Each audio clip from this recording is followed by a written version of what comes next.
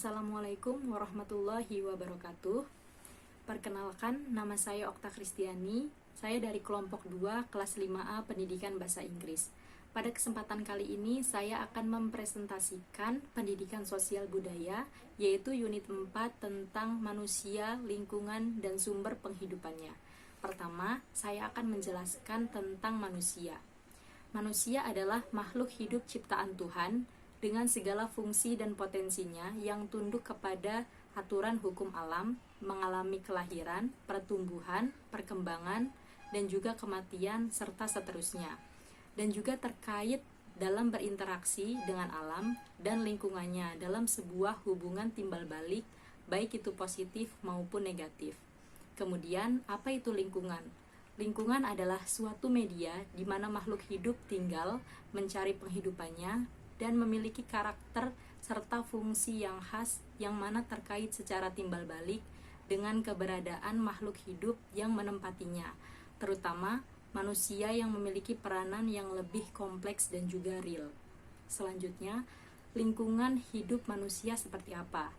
Makhluk hidup tumbuh dan juga berkembang dalam lingkungan alam dan sosial budayanya.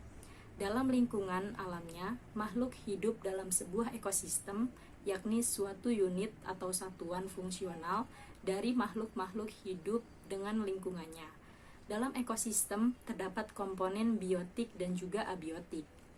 Komponen abiotik pada umumnya merupakan faktor lingkungan yang mempengaruhi makhluk-makhluk hidup, di antaranya tanah, udara, atau gas-gas yang membentuk atmosfer, air, cahaya, suhu, dan juga temperatur. Adapun komponen biotik diantaranya produsen, konsumen, pengurai.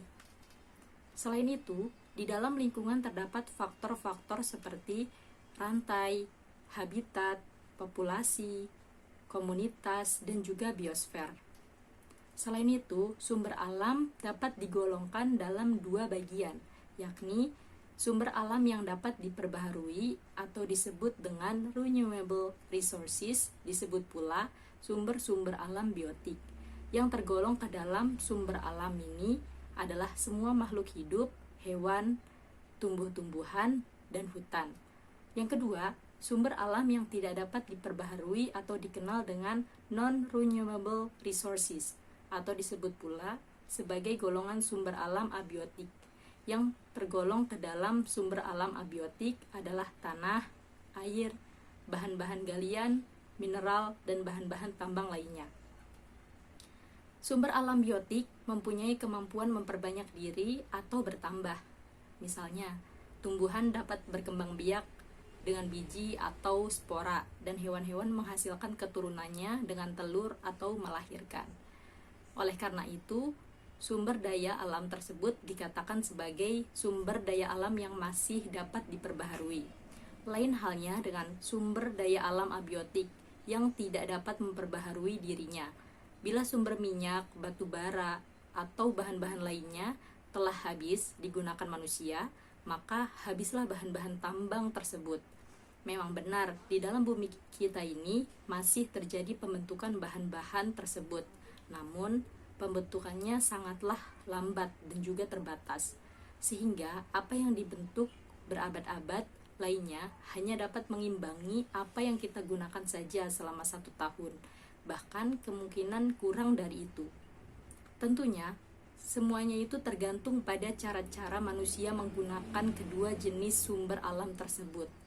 Sumber alam biotik dapat terus digunakan atau dimanfaatkan oleh manusia bila manusia menggunakannya secara bijaksana dengan sebaik-baiknya. Bijaksana dalam penggunaan berarti memperhatikan siklus hidup sumber alam tersebut dan diusahakan jangan sampai sumber alam itu musnah, sebab sekali suatu jenis spesies di bumi musnah, jangan berharap bahwa jenis tersebut dapat muncul kembali. Seyogianya manusia menggunakan baik sumber daya biotik dan juga abiotik secara tepat dan bertanggung jawab. Semoga penjelasan saya dapat bermanfaat untuk semuanya. Terima kasih atas perhatiannya. Wassalamualaikum warahmatullahi wabarakatuh.